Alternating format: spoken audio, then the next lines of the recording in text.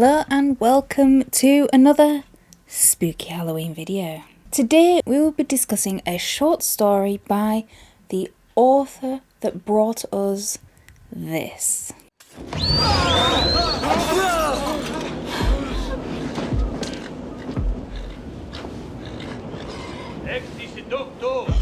think you can destroy me? Your eyes. That is to say, Bram Stoker. Now, you might be forgiven for thinking that Bram Stoker only wrote the novel Dracula. That was the most famous, obviously. But he also wrote about 40 other short stories, and one of those is The Star Trap. Now, I read it in my very shiny, don't know whether you can see that, very shiny collection of his horror fantasy stories. And The Star Trap was in this. Now, A Star Trap was first published in the year 1908 in Bram Stoker's second collection of short stories, and this was about 12 years after the publication of Dracula. Now, this story also appears under quite a few different titles. It appears as Death in the Wings and as Bearskin, but we will be going by the one that I have read, which is A Star Trap, and there will be spoilers in this. So if you want to read it and you don't want anything spoiled, pause this video, go read it. It is only a short story. Come back and let's have fun. Now, this begins as a story. It is told by a gentleman for his friends and recounts a certain incident which happened when he was a carpenter apprentice at the Victoria Theatre. Now, he spends pages just laying out the rigidity of what happens behind the scenes of this theatre, what happens to get those productions perfect, the timing, the building of the sets, and the making of the costumes, which usually goes unnoticed by the regular theatregoer. Now, most particularly in this, because he is the carpenter's apprentice, his master, one Mr. John Halliday, remember the name, is in charge of everything. He is not the stage manager, but he is to do with everything that the actors and actresses use on set. All the mechanics. And John Halliday is methodical in the perfection of his craft. He doesn't go out on stage, he's not an actor, but he feels a pride in the way things work. Now, this particular theatre production has many different acts in it. It's almost like a variety show, although that's not what they called it. And one of the premium acts at the end of the show is the Harlequin act. Now, I know what you're thinking when I say Harlequin. You think, something tells me a whole lot of people are about to die. But no, in actuality, and at the time that this story was written and set, the Harlequin was considered the star of the pantomime until the clown started to take precedence in the early 1900s, around when this story was written.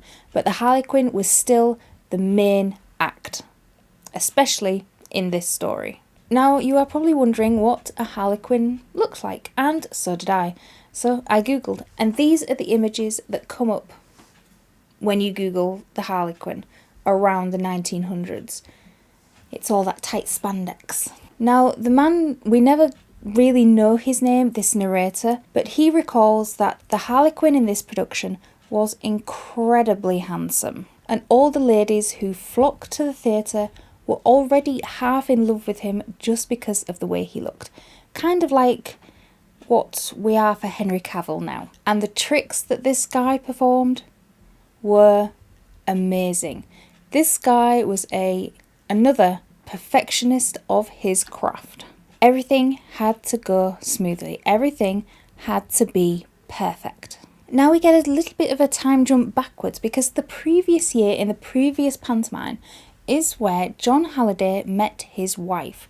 Now, his wife is an actress and she is one of the dancers, famed for her high kicks. She really gets her legs up there. Probably one of the reasons he was attracted to her. Now, she was a star in that year's pantomime. She's half his age, but they fell in love and they got married. And everything was just pure bliss. Until this current year's pantomime got into full swing. Now, Mrs. Halliday started to spend a lot of time with Mr. Henry Mortimer. Now, Henry Mortimer is the Harlequin. I'm sure you can tell where this is going. And I thought so too. You're kind of right, but not in the way it was executed. And they started spending a lot of time together. Not so much that you would say there's something going on there for definite, but enough that it caused a few, nudges and giggles. Now, Henry Mortimer started taking Mrs. Halliday home because John was too busy working on the pantomime to go home at a reasonable time because there was a lot for him to do. And he, as I said, he was a perfectionist of his craft and everything had to be right and perfect. So he was happy for him, drive my wife home. It's boring for her to stay here after hours. There really isn't anything for her to do. Let her go home until I'm done. And then little subtle things began to change. John started to look unhappy and he didn't take as much of an interest in his work as he had done previously. It was like something else was niggling at his mind. And from the day that Henry Mortimer escorted Mrs. Halliday home, she could not take her eyes from him. Whenever they were in the same room, whenever he was in her general vicinity, she could not help looking in his direction, like her eyes were drawn to his form, and vice versa. Now, John didn't seem to notice. He was just immersed in his work and never passed a comment on it. However, John, Henry and Mrs. Halliday were not the only ones in this production. Everybody else knew what was going on, and it was the prime source of gossip for everyone. All the speculation, all the gossip, all the little, nudges when they were in the same room together, all of that was going on, and John was just oblivious. Now, one of the things that John Halliday was most particular about in the theatre was the star trap. No one was allowed to touch it except him. It had to be perfect working order, beyond perfect working order. If there was even a little nut out of whack, he would work on it for hours. And everybody knew that it was his pride and joy in the theatre production. Now, the star trap is a thoroughly dangerous object. I had to Google what it was.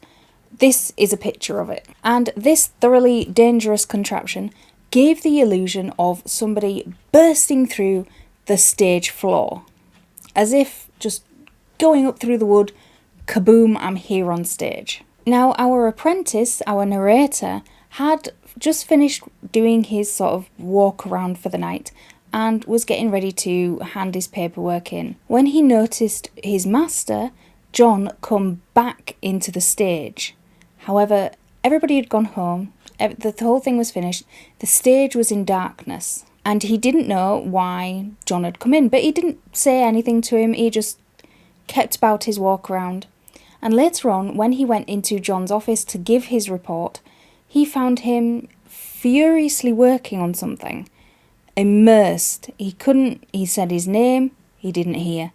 He, sort of alerted him to his presence, didn't even look up from his work, didn't even know he was in the building, so he sort of left his report and left. Now, when the lights went up the next day, being a Saturday, everything was going to plan. The theatre was packed, the acts were working perfect. Now, I'm going to read the last part of this because I don't think I can get across without reading it what happened. So the thing with the star trap is it was part of the Harlequin's act. He would jump through the stage to begin his act, land on it, do some acrobatics in the air, land on the stage. Ta-da! So this is where we are. When the signal was given, the counterweight worked properly. I knew, for the sound of it at that part, was all right, but something was wrong. The trap didn't work smooth and open at once as the Harlequin's head touched it. There was a shock and a tearing sound, and the pieces of the star seemed torn about, and some of them were thrown about the stage, and in the middle of them came the coloured and spangled figure that we knew. But somehow it didn't come up the usual way. It was erect enough, but there was not the usual elasticity. The legs never moved, and when it went up a fair height, though nothing like usual, it seemed to topple over and fall on the stage on its side. The audience shrieked, and the people in the wings, actors and staff all the same, closed in, some of them in their stage clothes, others dressed for going home, but the man in the spangles lay quite still. The loudest shriek of all was from Mrs. Halliday, and she was the first to reach the spot where it lay.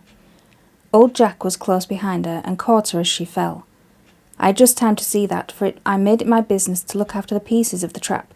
There was plenty of people to look after the corpse, and the pit was by now crossing the orchestra and climbing up on stage. I managed to get the bits together before the rush came. I noticed that there were deep scratches on some of them, but I didn't have time for more than a glance. I put a stage box over the hole lest anyone should put a foot through it. Such would mean a broken leg at least, and if one fell through, it might mean even worse. Amongst the other things, I found a queer-looking piece of flat steel with some bent points on it. I knew it didn't belong to the trap, but it came from somewhere, so I put it in my pocket. By this time, there was a crowd where Mortimer's body lay. That he was stone dead, nobody could doubt. The very attitude was enough. He was all straggled about in queer positions. One of the legs was doubled under him, with the toes sticking out in the wrong way. But let that suffice. It doesn't do to go into details of a dead body. More's the pity, I love details of a good dead body. Now the story goes on that this little piece of star steel that the narrator had in his pocket, he took home with him, and he came to the conclusion, as he examined it, he knew what had happened, or he had the best idea of what had happened. John was in charge of the star trap. He knew his wife was having an affair, emotional if not physical, with this Harlequin actor, and hammered the star onto the bottom of the star trap and left. So when the Harlequin shoots up and he puts more weights on him because he wants to shoot higher into the air, shoots up and his head collides with the star trap that doesn't move, and then up. Now, when I first read this, I thought, well, what's all the fuss about? I had no idea what a star trap was. I didn't even know what one looked like until I googled what it looked like, and it came up like this. Because on seeing this thing, it looks more like a torture trap, like something you would see in a Saw movie. In fact, you kind of did see it in a Saw movie. I think it's the second one where they're in the house and there's a group of them. And there's a lassie who goes in the room and there's a big plastic box and she has to put her hand through this really rigid plastic thing and it cuts all down her arm and you can't pull your arm back out without, slicing yourself. That's kind of what the star trap looked like. Now, on seeing what one looked like, of course, everybody around the time of this publication knew what one looked like because the theatre was the place to go. There really wasn't anywhere else except brothels, and well-bred ladies didn't go to brothels.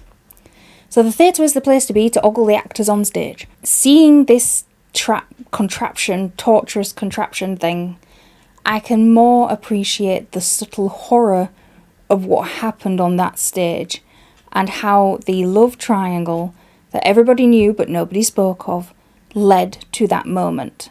Now, I found this a very intriguing little tale from one of the original masters of horror. But what did you think?